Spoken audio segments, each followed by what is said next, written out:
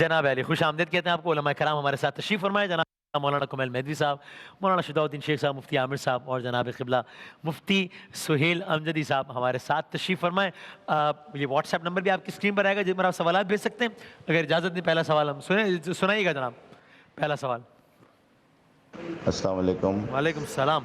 جی وسیم بھائی کیا حال, آپ ٹھیک ہیں, خیریت سے ہیں؟ طارق ترک بول رہا ہوں راول پنڈی سے. جناب یہ پوچھنا تھا کہ جو مریض شوگر کے مریض ہوتے ہیں, صحیح ہے, جن کی شوگر عموماً زیادہ رہتی ہے, تو ان کے لیے کیا کفارہ ہے, ان کے لیے ذرا بتا ٹھیک ہو دیں. بالکل صحیح, جزاک اللہ, شکریہ. قبلہ آپ احناف کے مطابق بتا دیجئے پھر آپ. بسم اللہ الرحمن الرحیم. شوگر کے پیشنٹ جو ہوتے ہیں ان میں ایک رسک ہوتا ہے کہ وہ اگر مسلسل غذا نہ لیں, دوا نہ لیں, تو ان کی شوگر ہائی یا لو ہو سکتی ہے. صحیح ہے. اور میں نے اس طریقے سے بعض لوگوں کی اموات بھی دیکھی ہے. اس لیے میں احتیاطی یہ ریکمنڈ کرتا ہوں کہ آپ روزہ نہ رکھیں اگر مشکل ہوتی ہے تو, اور اس کا کفارہ اس کی جو ہے وہ آپ کفارہ وہ فدیہ ادا کر دیں. صحیح, اوکے. کیونکہ شوگر پیشنٹ روزہ رکھ نہیں سکتا ہے, اس لیے وہ فدیہ دے دے. فدیہ فقہ حنفی کے مطابق جو ہوتا ہے وہ ہوتا ہے 2.25 سیر آٹا یا اس کی مالیت, جو تقریباً 150 روپے تک آج کل کے حساب سے ایک روزے کی. صحیح. اگر یہ مطلب شوگر ہی ہو لیکن اس لیول کی ہو کہ ڈاکٹر ہی کہہ رہے ہو کہ میڈیکلی کوئی پرابلم نہیں ہے روزہ رکھنے میں, پھر رکھ لیں. پھر رکھنا ضروری ہو جائے گا اگر ڈاکٹر ہی کہتے ہیں کہ آپ طبی طور پر بالکل رکھ سکتے ہیں. یعنی شوگر اس لیول کی ہے کہ بہت تھوڑی سی ہے. ہاں, بعض لوگوں کو شوگر ڈکلیئر کر دیتے ہیں لیکن پھر وہ ریورس ہو جاتی ہے. ہاں, تو ایسی کنڈیشن ہے تو پھر وہ رکھ لیں, لیکن جن کی ہائی شوگر ہے ان کے لیے رسک ہے. ایک بات لگی ہاتھ اور ہی بتا دیجئے, یہ زکوٰۃ آپ پہلے بتا بھی چکے ہیں, ویسے زکوٰۃ مثال کا سوال ہے کیا خالہ کو دی جا سکتی ہے؟ جی تو خالہ کو زکوٰۃ دی جا سکتی ہے کیونکہ اصول اور فروع میں سے نہیں ہے.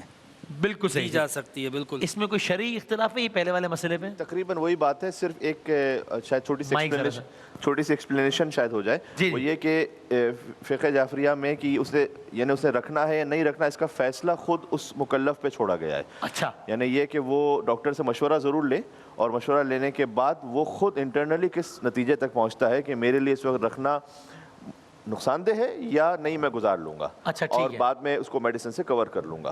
تو فرض کیجئے کہ اگر وہ اپنے آپ میں سمجھتا ہے کہ میں رکھ لوں گا تو اس پہ رکھنا واجب ہو جائے گا روزہ, لیکن اگر وہ سمجھتا ہے کہ نہیں میرے لیے نقصان دہ ہو جائے گا یا آگے جا کر کسی بڑے نقصان کا پیش خیمہ بن سکتا ہے, درست ہوتا ہے درست, کیونکہ بسا اوقات ایسا بھی ہوتا ہے کہ ابھی تک تو نقصان دہ نہیں لیکن بعد میں جا کے یہ سیریس ہو سکتا ہے. تو اس طرح اس پہ روزہ ساقط ہے, اس پر فدیہ واجب ہے. کفارے کا لفظ انہوں نے یوز کیا, کفارہ نہیں ہے فدیہ ہے, کیونکہ انہوں نے جان بوجھ کر عمدن روزہ نہیں چھوڑا. تو فدیہ سے کہیں گے, فدیہ فقہ جعفریہ میں ہے 750 گرام, یعنی 3 پاؤ آٹا یا چاول کسی بھی مستحق غریب دیندار مومن کو آپ دے دیں. یہ اسی جنس کی صورت ہی میں ہونا چاہیے ہر روزے کے عوض. صحیح. اگر آپ اسے کوئی کیش دے رہے ہیں تو میک شور کہ اس کیش سے یہی خریدے, یہی جنس ہی خریدے گا.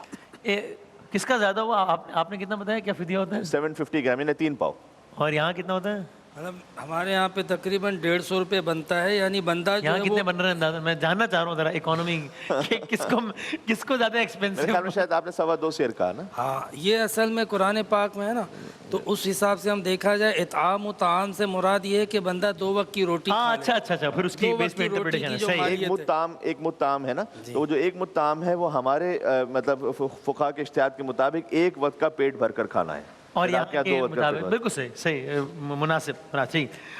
شجاع صاحب یہ ایک سوال کل آیا تھا, ہم ابھی کر نہیں سکے, وہاں پہ ہے ویسے وائس کی صورت میں. اگر واقعی کسی صاحب نے خود نہ بھیجا ہوتا تو میں سوال نہ کرتا. وہ کہتے ہیں یا کہتی ہیں کہ میرے ابو مرغوں کی لڑائیاں پیسے لگوا کے کرواتے ہیں, ہم انہیں بہت سمجھاتے ہیں, اس پر کیا حکم ہے اور ان کو کیسے روکا جائے؟ ابو مرغے لڑوا رہے ہیں بھائی, پارلیمنٹ کا ذکر تو نہیں ہو رہا, اور یہ غیر سیاسی اشتہار میں بات ہو رہی ہے, مانو میں بات ہو رہی ہے. بسم اللہ الرحمن الرحیم. آپ پہلی شب سے اس بات کا وثوق دلانے کی کوشش میں لگے ہوئے ہیں کہ یہ ساری غیر پارلیمانی گفتگو ہو رہی ہے اور سیاسی معاملات سے ہمارا کوئی تعلق نہیں.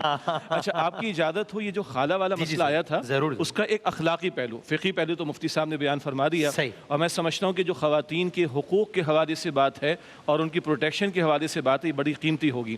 یہ تو معروف ہے کہ جس کو 3 بیٹیاں عطا ہوں اور وہ ان کی کفالت کرے، ذمہ داری پوری کرے، تو اللہ کے رسول علیہ السلام نے جنت کی بشارت عطا فرمائی۔ سبحان اللہ سبحان اللہ۔ احادیث میں یہ ذکر بھی ملتا ہے کہ جس پر 3 بہنوں کی ذمہ داری آ جائے اور وہ ذمہ داری پوری کرے تو اللہ تعالیٰ اس کو بھی جنت عطا فرمائے گا۔ پھر احادیث میں ذکر آتا ہے کہ جس کے ذمے 3 خالاؤں کی کفالت آ جائے اور وہ ان کی ذمہ داری پوری کرے تو اس کے لیے بھی جنت کا وعدہ۔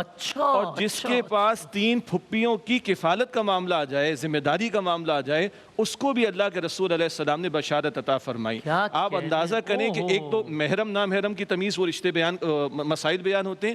جو محرم رشتے دار ہیں وہاں تقدس بھی ہے، احترام بھی ہے، پروٹیکشن بھی ہے، ذمہ داری بھی ہے۔ تو بہن ہو، بیٹی ہو، خالہ ہو، پھپھی ہو، یہ محرم ہے نا مرد کے لیے۔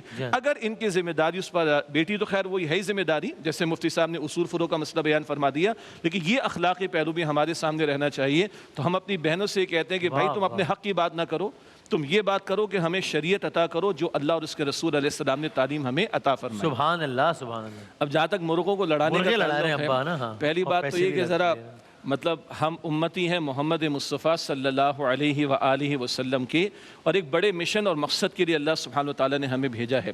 جہاں تک اسپورٹس کا تعلق ہے اس کا جواب بھی آ چکا ہے۔ فزیکل فٹنس بھی ہمارے جسم کا ایک حق ہے، کوئی حرج کی بات نہیں ہے، مگر فضولیات کے اندر وقت کو برباد کرنا، پیسے کو برباد کرنا، یہ بہرحال ایک امتی کو زیب نہیں دیتی بات۔ اور یہ تو بڑی روتھلیسنس بھی نہیں ہے کہ وہ مرغے لڑ رہے ہیں، مار رہے ہیں، خون کر رہے ہیں اور آپ انجوائے کر رہے ہیں۔ انجوائے کر رہے ہیں جی، اور اس کے آگے اس سے آگے فقہی مسئلہ مفتیان کرام بتا دیں گے، پھر وہ شرط لگائی جائے، پیسے بھی لگ رہے ہیں اس میں، اور اگر تو جیتا اور میں جیتا تو پھر وہ دونوں طرف سے معاملہ آ جائے گا، ایک کی ہار، ایک کی جیت، ایک کا پیسہ گیا، دوسرے کا برباد ہو گیا۔ اگر اس میں یہ پہلو بھی شامل ہو جائے تو مفتی صاحب نے جواب بھی دیا تھا، پھر تو جوئے کے مسائل بھی اس کے اندر شامل ہو جاتے ہیں۔ بغیر شرط کے بھی حرام ہے، شرط لگا کے تو ڈبل حرام ہو جائے گا۔ بغیر شرط کے ان معنوں میں کہ مطلب اتنے خونخوار قسم کا گیم ہے، جانور بے زبان کو تکلیف ہو رہی ہے۔ ایک تو اس طرح انجوائے کرنا، یعنی یہ گراوٹ والی بات ہے، اخلاقی گراوٹ والی بات ہے، پھر شرط کا معاملہ، پھر اس میں جوئے کا پہلو، تو گناہ در گناہ کے پہلو سامنے آ جاتے ہیں۔ اس کے اندر احتیاط کرنی چاہیے۔ مفتی صاحب یہ چونکہ میرا خیال ہے غالب امکان ہے کہ جنہوں نے سوال کیا وہ دیکھ رہے ہوں گے یہ پروگرام، تو پھر آپ ذرا بتائیے تاکہ اگر اس بہانے اگر کچھ ان کا ارادہ تبدیل ہو۔ بسم اللہ الرحمن الرحیم، صلی اللہ علیہ وآلہ وصحبہ وبارک وسلم۔ ضروری باتیں تو حضرت نے ارشاد فرما دی ہیں۔ اچھا، پہلی بات تو یہ ہے کہ اللہ تعالیٰ نے آپ کو عبادت کے لیے پیدا فرمایا، آپ کیا کر رہے ہیں؟ یہ مرغے لڑا رہے ہیں، مرغے لڑا رہے ہیں، مطلب خدا نہ خواستہ اس بات کا اللہ تعالیٰ کی بارگاہ میں کیا جواب دیں گے آپ؟ دوسرا کہ آپ نے وہ حدیث پاک نہیں سنی کہ ایک نیک خاتون تھی، اس نے ایک بلی پالی ہوئی تھی اور اسے اذیت دیتی تھی، اس کے کھانے پینے کا خیال نہیں رکھتی تھی۔ اللہ تعالیٰ نے اس کے نماز روزوں کو نہیں دیکھا، مرنے کے بعد اسے کسی نے جہنم میں دیکھا تو اس نے کہا کہ مجھے اس بلی کو اذیت دینے کی وجہ سے اللہ رب العالمین نے جہنم کا عذاب مجھے جہنم میں داخل فرمایا ہے۔ ٹھیک ہے نا؟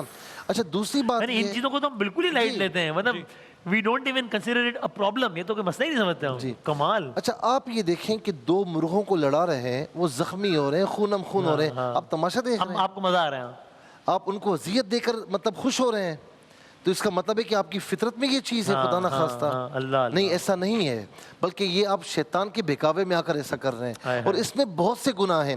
جانوروں کو اذیت دینا یہ ایک گناہ، اس پر خوش ہونا، بیٹھ کر کہکے لگانا، سوشل میڈیا پر ایسی ویڈیوز آتی ہیں، یہ الگ گناہ ہے۔ مجمع لگا ہوا ہے، تالیاں بج رہی ہوں، مار دیا جیت گیا، یہ الگ گناہ ہے، یہ الگ گناہ ہے، اور اس کے ساتھ جوا لگانا اس پر وہ الگ گناہ ہے۔ یعنی یہاں پر کئی گناہ، مطلب اس پر گناہوں کا وبال آ رہا ہے، تو اللہ رب العالمین ہمیں ایسے کھیل سے محفوظ و مامون فرمائے۔ سبحان اللہ، کیا کہنا، کیا قرآن کریم میں یہ ہے کہ زین لہم الشیطان اعمالہم، شیطان ان کے اعمال کو مزین کر دیتا ہے۔ ہاں، اچھا، اس کو اٹریکٹیو بنا دیتا ہے۔ تو ایک حیوان پر ظلم ہو رہا ہے، بلکہ 2 حیوانوں پر ظلم ہو رہا ہے، شرط لگائی جا رہی ہے اور اس میں تماشا بنا ہوا ہے، تو شیطان جو ہے نا مزین کر دیتا ہے، اس کے لیے وہ پھر مطلب پتہ نہیں کیا اہتمام کرتے ہیں، ایک دوسرے کے ساتھ باقاعدہ میلہ لگاتے ہیں۔ پھر اس کے بعد دوسرے دنیا کے علاقوں میں بعض مثلا بزکشی ہوتی ہے، یعنی وہ پھر بکروں کو اس طرح سے یا بکریوں کو وہ ان کو مارتے ہیں، اس کا لیے خاص ایک طریقہ ہوتا ہے کہ کوئی پتہ نہیں کوئی ایک جگہ سے خنجر مارے گا، کوئی وہ جو تڑپے گی، پھر اس کے بعد یہ ہمارے یہاں کے بعض اور دوسرے شاید اردو بولنے والوں میں نہیں، لیکن اور دوسرے دنیا کے علاقوں میں اہل فارس وغیرہ میں بعض جگہوں پہ رائج ہیں یہ۔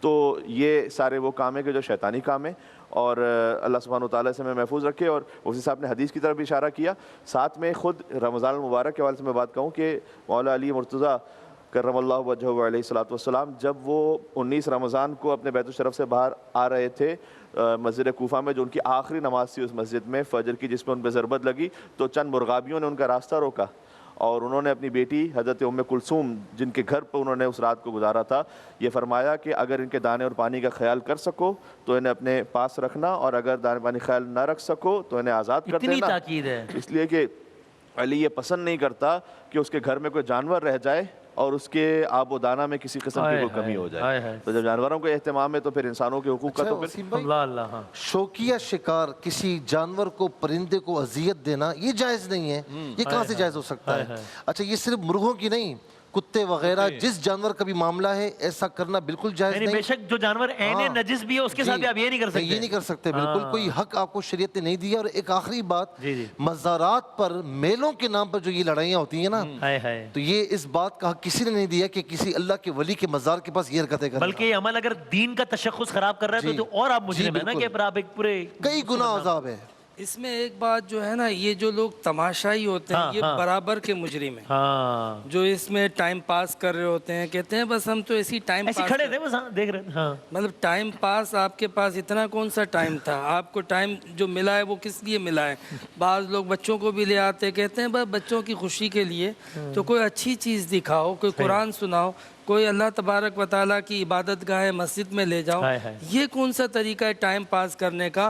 اور اسی ٹائم پاس کے چکر میں تو وہ تماشے لگتے ہیں، نہ دیکھنے والے ہوں، تماشائی نہ ہوں تو پھر تماشا کیسے لگے گا؟ تو تماشائی اصل مجرم ہے۔ آپ کی اجازت سے مفتی صاحب نے جو حدیث مبارک سنائی کہ اس عورت کو عذاب دیا گیا اس بلی کو اذیت دینے کی وجہ سے، اور معروف حدیث ہے دوسری کہ جس میں ایک کتے کو پانی پلانے پر ایک شخص کی بخشش کا معاملہ ہوا۔ اذیت نہیں دیتی تھی، صرف اور صرف کھانا پینے کے خیال نہیں۔ اچھا اس پر، جی اس پر یہ گرفت کھانے پینے کا خیال نہیں۔ اب آپ اندازہ کریں جس دین نے کتے اور بلیوں کے بارے میں رہنمائی عطا فرمائی کمال، اور ان کے ساتھ حسن سلوک پر اجر اور ان کے ساتھ اذیت کے معاملے پر عذاب بتایا ہے، اس دین نے انسانوں کے بارے میں کیا رہنمائی دی ہوگی؟ جو دین کتے اور بلیوں کے بارے میں رہنمائی دے رہے ہیں، آج ہم انسانوں کو جو اذیت پہنچا رہے ہیں، ان کا مال لوٹ کر، ڈاکے ڈال کر، قتل کر کے، حرام خوری کر کے، جائیداد ہڑپ کر کے، وراثت کا مال ہڑپ کر کے، ماں باپ کو اذیت پہنچانا، بھائیوں کو اذیت پہنچانا، پڑوسیوں کو اذیت پہنچانا، ذرا اندازہ کریں کہ معاملہ کہاں تک جائے گا۔ اور آخری گزارش جو مفتی صاحب نے فرمایا کہ یہ سارے مسائل تو بیان ہو گئے، اب ان لڑائیوں کی ویڈیو کلپس بنا کے شیئر ہونا اور پھر لوگوں کو موٹیویٹ کرنا، تو یاد رکھیے ایک ہے صدقہ جاریہ کا عمل، خیر کا عمل میں نے پروموٹ کیا، جتنے لوگ آگے عمل کریں گے ان کو اجر ملتا رہے گا۔ ایک ہے گناہ جاریہ کا معاملہ، یہ شر کا پہلو، گناہ کا پہلو جتنا پروموٹ کیا جا رہا ہے، آگے جتنے لوگ اس پر عمل پیرا ہوں گے اس پروموٹ کرنے والے کو بھی اجر میں اس کا عذاب ملے گا۔ تو ڈرنا چاہیے، بچنا بھی چاہیے اور دوسروں کو روکنے کی بھی کوشش کرنی چاہیے۔ جزاک اللہ، بہت نواز۔ جی جی بس وہ اس موضوع پر کہ جس طرح سے بہت اچھی بات شجاع الدین صاحب نے بیان کی کہ جب حیوانوں کا یہ حق ہے تو انسانوں کا کیا حق ہوگا، اور انسانوں کے حق میں بات وہیں پہ گھوم پھر وہ آ جاتی ہے کہ بالخصوص ان مستورات کا حق کے جو آپ کے خانوادے میں ہے۔ انہوں نے حدیث سنائی تھی، اس پہ مجھے ایک حدیث یاد آئی تھی، میں نے اسی وقت سوچا تھا کہ آپ کی خدمت عرض کروں گا۔ یہ بھی حدیث ہے کہ حضور نے فرمایا کہ جو 3 بیٹیوں کو پالے وہ جنت میں میرے ساتھ ایسے ہوگا، پھر فرمایا نہیں جو 2 بیٹیوں کو پالے وہ بھی جنت میں میرے ساتھ ایسے ہوگا، پھر فرمایا کہ جو 1 بیٹی کی صحیح کفالت کرے وہ بھی جنت میں میرے ساتھ ایسے ہوگا۔ اور یہ وہ نبی کہہ رہا ہے کہ جو اپنی بیٹی کے احترام میں بلند ہوتا ہے، کلما کانت دخلت فاطمہ قام الیہا، جس زمانے میں بیٹیوں کو زندہ دفن کر دیا جاتا تھا، اس زمانے میں جب اس نبی کی بیٹی ان کے سامنے آتی تھی تو وہ احترام میں بلند ہوتے تھے، فقط بلند نہیں ہوتے تھے، ان کے ہاتھ کو چومتے تھے، وہ اجلسہا فی مجلسی، اور انہیں وہاں بٹھاتے تھے جہاں خود تشریف فرما ہوتے تھے۔ جس نبی نے بیٹی کے لیے یہ احترام بتایا ہے، اس نبی کی امت میں کون ایسا ہو سکتا ہے کہ جو اپنی بہن کا حق، بیٹی کا حق وراثت سے محروم کرے، اسے اس اور حق سے محروم کرے، اسے حق نہیں پہنچتا پھر وہ اپنی نبی کے امتی ہونے کا۔ اسے چاہیے اگر وہ نبی کا واقعی امتی ہے تو سیدہ فاطمہ سلام اللہ علیہا اور محمد مصطفیٰ صلی اللہ علیہ وسلم ان کا جو آپس میں تعلق اور رشتہ تھا اس پہ غور کریں۔ جزاک اللہ، بہت نوازش، تمام علماء کرام کا بہت شکریہ۔ انشاءاللہ سحر کے دسترخوان پر بات ہوگی۔ صرف فائنل کامنٹ مجھے نہیں معلوم، I have really no idea کہ کیوں پھر یہ بات ہوتی ہے اور تکرار سے ہوتی ہے۔ علماء یہ جس ان کے ساتھ میں بیٹھا ہوں ان کے حوالے سے کہ بھائی बस ये लोग तो बोलते हैं नमाज रोजे पढ़ो यार, बाकी ये women's right, animals right, they don't even care about it. मुझे नहीं पता ये बात क्यों कही जाती है। यहाँ तकरार से कहा जा रहा है कि भाई शायद नमाज रोज़ों की, ज़ाहिर है ये कोई नहीं कह रहा कि वो ना पढ़े, ज़ाहिर है, लेकिन शायद उसकी माफ़ी हो जाए। किसी का हक मारा है तो जब तक वो माफ़ नहीं करेगा अल्लाह माफ़ नहीं करेगा। एक बिल्ली का कितना ख्याल रखना है, एक कुत्ते का कितना ख्याल रखना है, ये बातें हो रही हैं और तकरार से हो रही हैं। तो I really have no idea कि क्यों बार बार हम तकरार से ये आवाज़ आती है कानों में कि भाई ये लोग बस नमाजों में लगाए रखते हैं, इनको ह्यूमन राइट से, वुमेन राइट से, एनिमल राइट से कोई ताल्लुक ही नहीं। ये कहते हैं नमाजें पढ़ो बस, बाकी ठीक है। तो ये मेरा अपना एक कमेंट है। ऐसे मज़ीद बात करेंगे, ब्रेक के बाद हाजिर होता है इंशाल्लाह।